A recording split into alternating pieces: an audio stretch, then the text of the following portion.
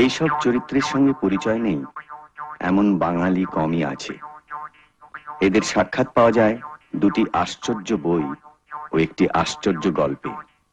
বই দুটি হলো আবোল তাবোল আর হজ বরল, আর গল্পটি হলো হেঁসরাম হুঁশিয়ারের ডায়েরি। এদের স্রষ্টা হলেন সুকুমার রায়, যার জন্ম হয়েছিল আজ থেকে 100 বছর আগে। সুকুমারের পিতা ছিলেন ময়মনসিংহের মুসুয়া গ্রামের জমিদার হরিকিশোর রায় চৌধুরীর দত্তক পুত্র কামোদারঞ্জন। দত্তক নেবার পর কামোদারঞ্জনের নাম হয় উপেন্দ্র কিশোর। উপেন্দ্র কিশোর ছিলেন 5 ভাইয়ের এক ভাই। বড় ছিলেন শারদারঞ্জন, তারপর উপেন্দ্র কিশোর, তারপর মুক্তিদারঞ্জন, চতুর্থ কুলদারঞ্জন ও পঞ্চম প্রমোদারঞ্জন। বড় ভাই শারদারঞ্জন ছিলেন সংস্কৃত ও গণিতে পণ্ডিত। তাঁর লেখা বই পাঠ্যপুস্তক হিসাবে ব্যবহার হতো। শারদারঞ্জন মেট্রোপলিটন কলেজের অধ্যক্ষ ছিলেন। এছাড়া তার আরেকটি পরিচয় ছিল, তিনি ছিলেন ভারতবর্ষের অন্যতম শ্রেষ্ঠ ক্রিকেট খেলোয়াড়। উপেন্দ্র কিশোর খেলোয়াড় ছিলেন না, কিন্তু তার মধ্যে নানান গুণের সমাবেশ ঘটেছিল। তিনি ছিলেন চিত্রকর, বৈজ্ঞানিক, অনন্য শিশু সাহিত্যিক, সঙ্গীতজ্ঞ ও মুদ্রণ শিল্পে অগ্রণী গবেষক। উপেন্দ্র কিশোরী ছিলেন একমাত্র ভারতীয় যার লেখা প্রবন্ধ বিলাতের বিখ্যাত মুদ্রণ শিল্পের বার্ষিকী পেনরোজ অ্যানুয়ালে প্রকাশিত হতো। তার সঙ্গে উপেন্দ্র কিশোরের তোলা ছবিও থাকত। তৃতীয় ভাই মুক্তিদারঞ্জন গণিতজ্ঞ ও দুর্ধর্ষ খেলোয়াড় ছিলেন। তিনি মেট্রোপলিটন কলেজে অধ্যাপনা করতেন। কুলদারঞ্জনও ক্রিকেট খেলতেন। তাছাড়া তিনি দেশ বিদেশের পৌরাণিক কাহিনী ও বিখ্যাত ইংরাজি গল্পের কিশোর পাঠ্য অনুবাদ করে প্রসিদ্ধি লাভ করেছিলেন।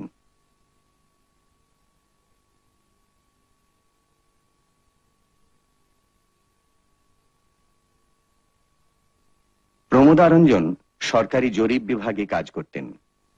তিনি তার কর্মজীবনের বিচিত্র অভিজ্ঞতার কথা বনের খবরে লিপিবদ্ধ করে গেছেন।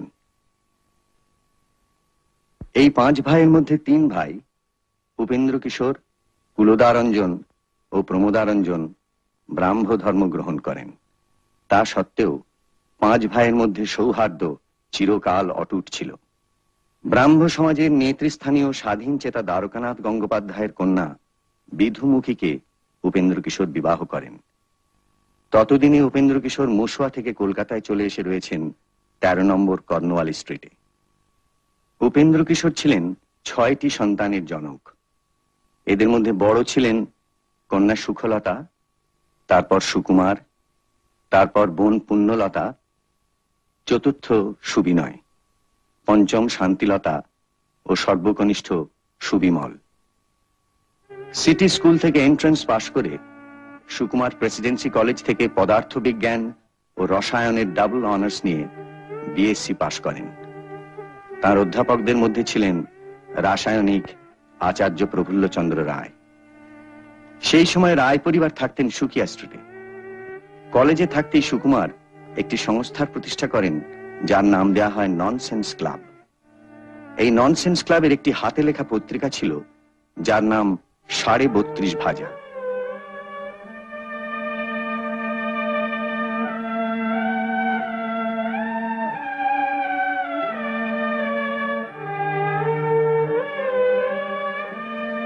যে বিশেষ হাস্যরসের সঙ্গে সুকুমারের নাম অবিচ্ছেদ্যভাবে জড়িয়ে যায়, সেই খেয়াল রসের প্রথম প্রকাশ 32.5 ভাজার পাতাতেই। এই ননসেন্স ক্লাবের সভ্যদের দিয়ে অভিনয় করানোর জন্য সুকুমার 2টি নাটক রচনা করেছিলেন। একটি হলো ঝালাপালা। এই ঝালাপালার একটি দৃশ্যে পাঠশালার ছাত্র পণ্ডিত মশাইকে জিজ্ঞেস করছে, I go up we go down মানে কি? আই আই কি না চক্ষু, গো কয়কারে গো, গৌ গাব গাব ইত্যমর আপ আপ কিনা শরীরং বাড়ি জল অর্থাৎ গরুর চক্ষে জল। এটা গরু কাঁদিতেছে। কেন কাঁদিতেছে? We go down. উই অর্থে যাকে বলে উই পোকা, গো ডাউন অর্থে গুদমখানা, অর্থাৎ গুদমে উই ধরে আর কিচ্ছু রাখলে না, তাই না দেখে আই গো আপ, অর্থাৎ গরু কেবলই কাঁদিতেছে। অন্য নাটকটি হল লক্ষণের শক্তিশীল। প্রথম দৃশ্যের ঘটনাস্থল হল লঙ্কায় রামের শিবির। পাত্ররা হলেন রাম, লক্ষণ, সুগ্রীব, বিভীষণ, জাম্বুবান ও পারিষদবর্গ। প্রথম বক্তা স্বয়ং রামচন্দ্র। কাল রাত্রিরে আমি একটা চমৎকার স্বপ্ন দেখেছি। দেখলাম কি, রাবণ বেটা একটা লম্বা তাল গাছে চড়ছে। চড়তে চড়তে হঠাৎ পা পিছলে একেবারে পপাত চ মমার চ। তাহলে হয়তো রাবণ বেটা সত্যি সত্যি মরেছে। রাজ স্বপ্ন মিথ্যে হয় না। হয় না, হবে না, হতে পারে না। আমি হনুমানকে বললুম চা বেটাকে সমুদ্রে ফেলে দেয়া।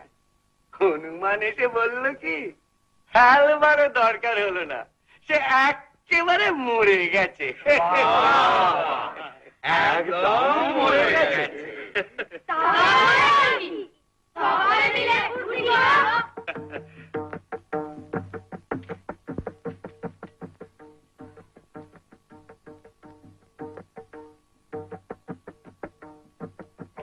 ওই দেখ, রাবণের রথ দেখা যাচ্ছে। ওই যে রাবণ লাঠি কাঁধে। সে কি, রাবণ বেটা তবু মরেনি? বেটা জানতো খুব কড়া। এই হনুমান বেটাই যত মাটি করলে, তখন রাবণকে সমুদ্রে ফেলে দিলে গোল চুকে যেত না। বেটা আবার বিদ্যে জাহির করতে গেছে, একেবারে মরে গেছে। চোর পালালে বুদ্ধি বাড়ে।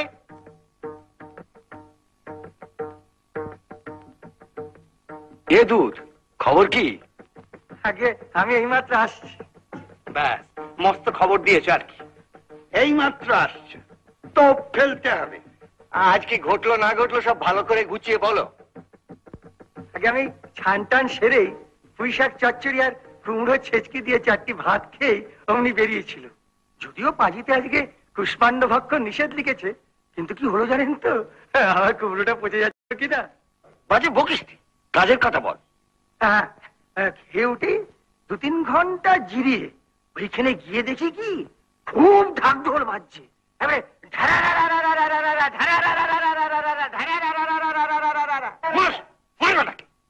কান কেটে দে। বেটা ধারাধারা চলছে যেন এবারে রেকারিং ডেসিমেল। বেটা তুই ভালো করে ধারাবাহিক রূপে আদ্যপান্ত পর্যায় পরম্পরা বলবি কিনা। তারপর কি হলো শুনি। তত কিম। আসিছে রাবণ বাজে ঢক ঢোল, মহাধূম ধাম মহাহট্টগোল। কিম ততঃ কিম ততঃ কিম, শঙ্খ হুলাহুলি সানাই নিশান, পট্টাল ঝঙ্কার অস্ত্রের ঝনন। কিম ততঃ কিম ততঃ কিম, লাখো লাখো সৈন্য চলে সাথে সাথে, উড়েছে পতাকা সম্মুখে পশ্চাতে। কিম ততঃ কিম ততঃ কিম, বীর দর্পে সবে করে কোলাহল, মহা আস্ফালনে কাঁপে ধরাতল। কিম ততঃ কিম ততঃ কিম, তাহাদের রুদ্র দাপটের চোটে ভয়ে প্রাণ উড়ে দিলে চমকে ওঠে। কিম ততঃ কিম ততঃ কিম, আজি দুর্দিনেতে নাহি কারো রক্ষা, তলে বলে সবে পাবে আজি অক্ষা।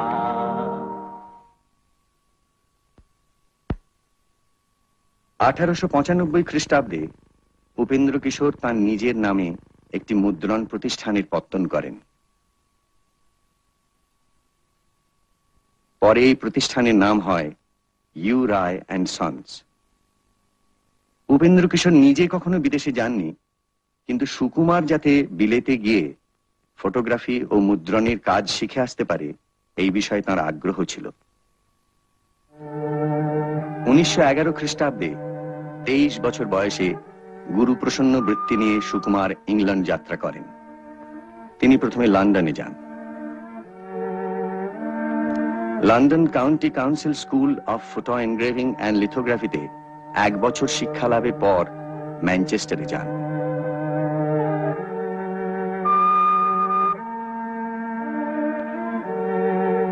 সেখানে মিউনিসিপ্যাল স্কুল অফ টেকনোলজিতে ক্রোমোলিথোগ্রাফি ও লিথো ড্রয়িং শিক্ষা করেন। বিলেত থেকে উপেন্দ্র কিশোরকে লেখা চিঠিতে তার কাজের বিস্তারিত বিবরণ পাওয়া যায়।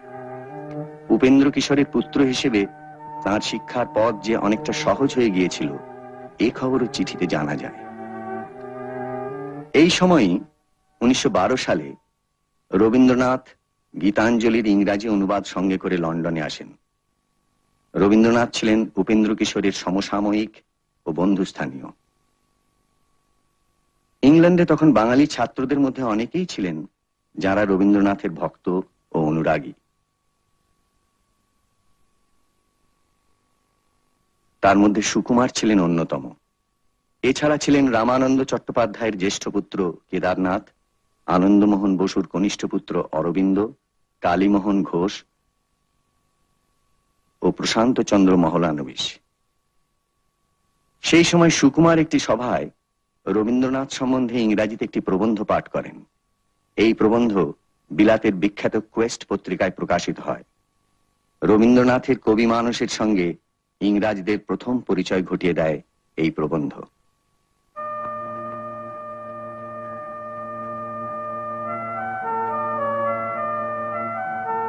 বিলাতে চূড়ান্ত পরীক্ষায় প্রথম স্থান অধিকার করে ব্রোঞ্জের পদক লাভ করে সুকুমার 1913 অক্টোবর মাসে দেশে ফিরে আসেন। তার 2 মাসের মধ্যেই জগৎচন্দ্র দাসের কন্যা সুপ্রভার সঙ্গে তাঁর বিবাহ হয়।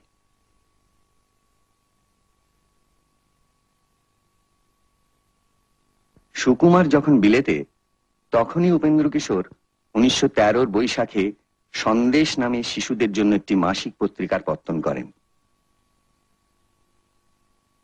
সন্দেশের আগেই উপেন্দ্র কিশোর মহাভারত ও রামায়ণের শিশু পাঠ্য সংস্করণ ও বাংলার উপকথার সংকলন টুনটুনির বই প্রকাশ করে শিশু সাহিত্যিক ও চিত্রকর হিসেবে বিপুল খ্যাতি অর্জন করেছিলেন। 1914 সালে উপেন্দ্র কিশোর সুকিয়া স্ট্রিট থেকে 100 নম্বর গড়পাড় রোডে সপরিবারে তার নিজের বাড়িতে উঠে আসেন।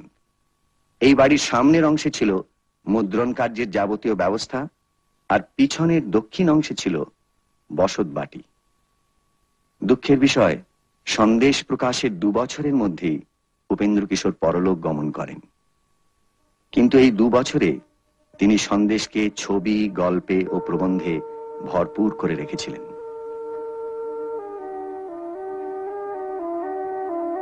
মুদ্রণ শিল্পের নমুনা হিসেবেও সন্দেশের কোনো তুলনা ছিল না।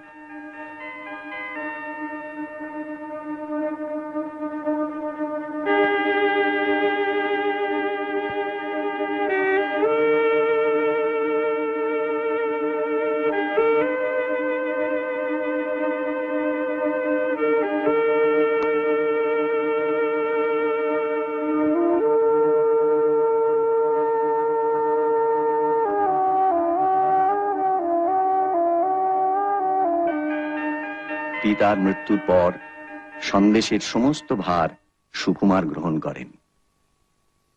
সন্দেশের জন্য সুকুমারের প্রথম রচনা ছিল খিচুড়ি, যা পরে আবোল তাবোলে স্থান পায়। এরকম ছড়া এবং তার সঙ্গে এমন ছবি একমাত্র সুকুমারের পক্ষেই সম্ভব ছিল। হাঁস ছিল সজারু, ব্যাকরণ মানি না, হয়ে গেল হাঁসো জারু, কেমন এটা জানি না। বক কহে কচ্ছপে বাহবাকি ফুর্তি, অতি খাসা আমাদের বকচ্ছপ মূর্তি। টিয়ামুখ গিরগিটি মনে ভারী শঙ্কা, পোকা ছেড়ে শেষে কি গো খাবে কাঁচা লঙ্কা। ছাগলের পেটে ছিল না জানি কি ফন্দি, চাপিল বিছার ঘাড়ে ধরে মুড়ো সন্ধি। জিরাফের স্বাদ নাই মাঠে ঘাটে ঘুরিতে, হরিণের ঢং ধরি সেও চাই উড়িতে।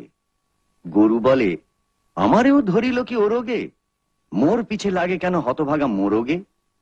হাতিমির দশা দেখো, তিনি ভাবে জলে যাই, হাতি বলে এই বেলা জঙ্গলে চলো ভাই। সিংহের শিং নেই এই তার কষ্ট, হরিণের সাথে মিলে সিং হলো স্পষ্ট।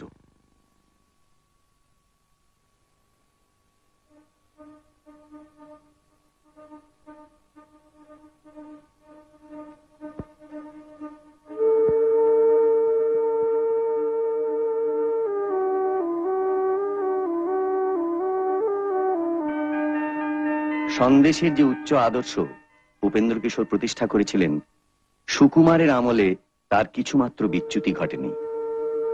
সুকুমারের বড় বোন সুখলতা, মেজ বোন পুণ্যলতা, মেজ ভাই সুবিনয়, ছোট বোন শান্তিলতা ও কাকা কুলদারঞ্জন সকলেই সুকুমারের পাশে এসে দাঁড়ান। এছাড়া অন্য নামী লেখকও সন্দেশের জন্য লিখেছেন।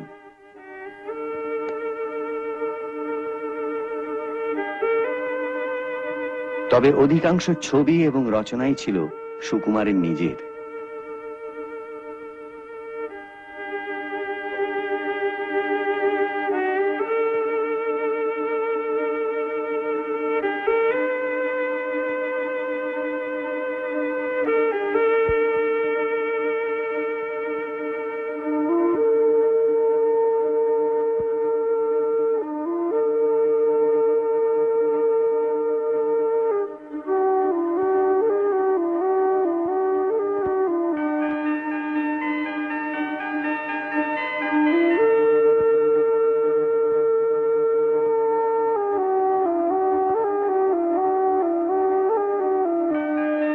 সুকুমারের যে কত বিষয়ে কৌতূহল ছিল তার নমুনা পাওয়া যায় একটি খেরোর খাতায়, যার 7 রকম নামকরণ করেছিলেন সুকুমার।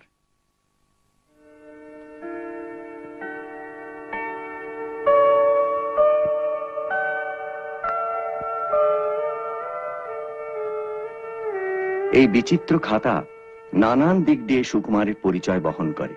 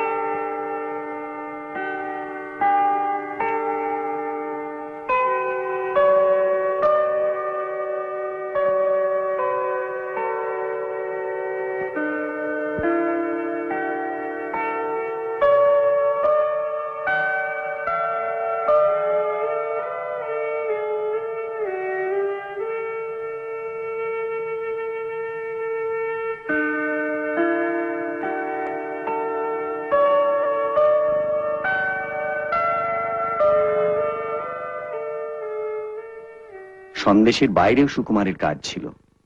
প্রথমত, তিনি ছিলেন সাধারণ ব্রাহ্ম সমাজের যুব সমিতির সংগঠক ও মধ্যমণি স্বরূপ।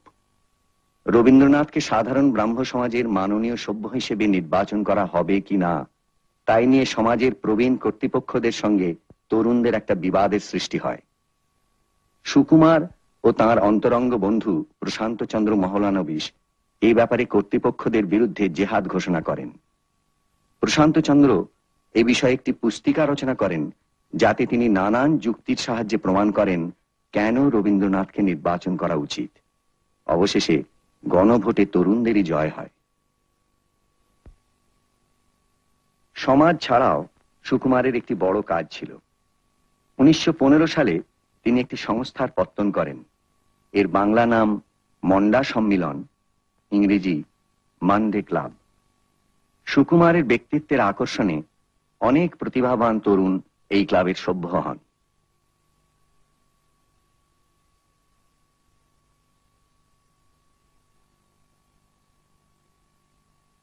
এদের মধ্যে উল্লেখযোগ্য কবি সত্যেন্দ্রনাথ দত্ত, অজিত কুমার চক্রবর্তী, অতুল প্রসাদ সেন, সুনীতি কুমার চট্টোপাধ্যায়, কালিদাস নাগ, প্রশান্ত চন্দ্র মহলানবিশ, হিরণ কুমার সান্যাল ইত্যাদি।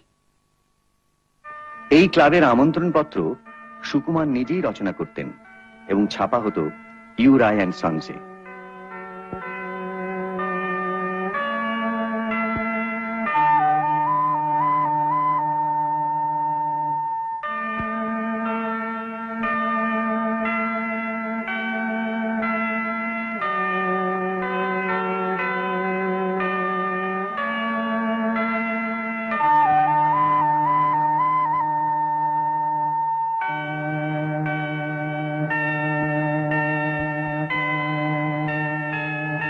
অধিকাংশ আমন্ত্রণই ছিল পদ্যে।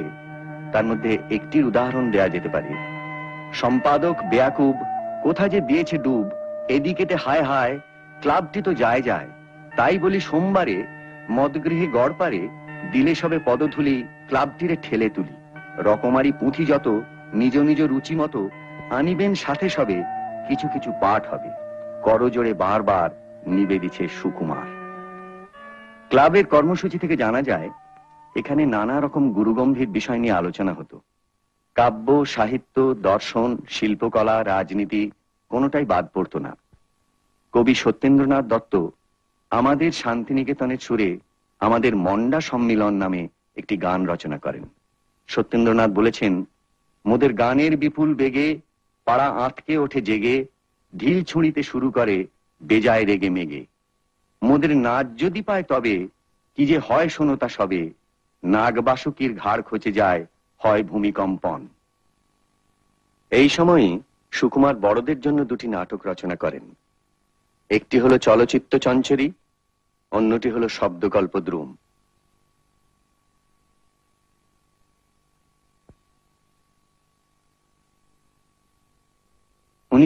সালে সুকুমারের যখন 33 বছর বয়স, তখন তিনি হঠাৎ অসুস্থ হয়ে পড়েন। ডাক্তার রোগ নির্ণয় করে বোঝেন কালা জ্বর। সেই বছরই সুপ্রভার একটি পুত্র সন্তান জন্মায়, যার নামকরণ হয় সত্যজিৎ। সুকুমার এই অসুখের মধ্যেই সন্দেশের জন্য লেখা এবং আঁকার কাজ চালিয়ে যান। হযবরল এই সময়েরই রচনা। সুকুমারের হাস্যরসের অন্যতম শ্রেষ্ঠ নিদর্শন এই খাঁটি বাংলা রচনাটির প্রেরণা এসেছিল লুইস ক্যারলের অ্যালিস ইন ওয়ান্ডারল্যান্ড থেকে। হযবরলর জগৎ হল স্বপ্নের জগৎ।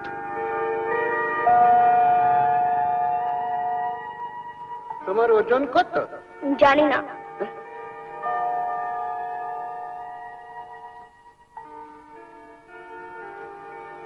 আড়াইশে।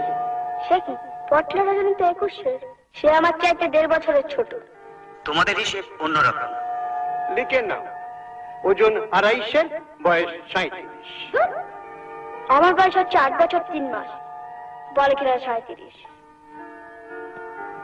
সেটা বাড়তি না কমতি? সে আবার কি? বলি বয়সটা বাড়ছে না কমছে? বয়স আবার কমবে কি? তবে কি বয়স শুধু বেড়েই চলবে? 40, 50, 60, 70, 80 বুড়ো হয়ে মরি আর কি। তা তো হবে। 80 বছর বয়সে মানুষ বুড়ো হবে না? তোমার যেমন বুদ্ধি, বয়সকে বাড়তে দেওয়া হবে কেন?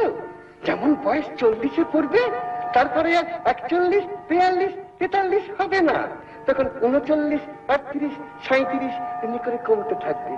কমতে কমতে কমতে কমতে যখন 10-এ গিয়ে দাঁড়াবে, তারপরে বয়স আবার বাড়তে থাকবে।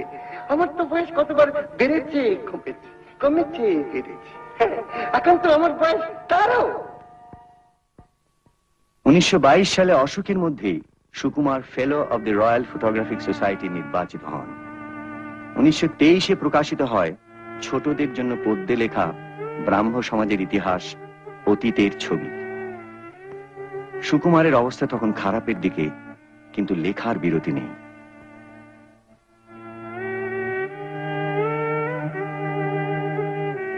মুদ্রণ শিল্প সম্বন্ধে নোট লেখা চলেছে।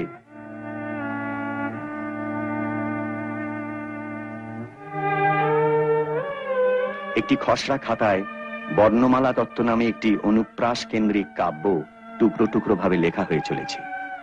পদ্যে মহাভারত লিখতে শুরু করেছেন ছেলেদের জন্য।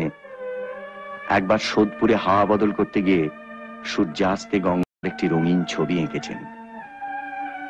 হযবরল বই আগেই বেরিয়েছে। আবোল তাবোলের জন্য একটি দামি কপি করেছেন, যার থেকে বইয়ের চেহারা কিরকম হবে তার একটি আন্দাজ পাওয়া যায়।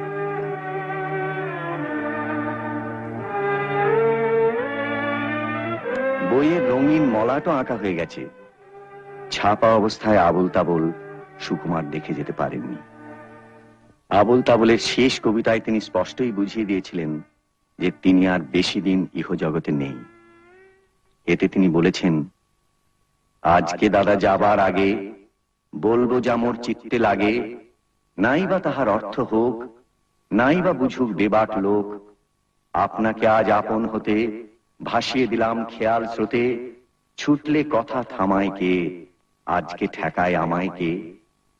আর শেষ দুটি পংক্তি হলো, ঘনিয়ে এলো ঘুমের ঘোর, গানের পালা সাঙ্গ মোর। সুকুমারের রোগের শেষ পর্যায়ে রবীন্দ্রনাথ তাকে দেখতে এসে গান শুনিয়ে গিয়েছিলেন। 1923-এর 10ই সেপ্টেম্বর কলকাতায় ভূমিকম্প হয়। সেই দিনই সকালে 2.5 বছর কঠিন রোগের সঙ্গে সংগ্রাম করে 36 বছর বয়সে সুকুমার শেষ নিঃশ্বাস ত্যাগ করেন।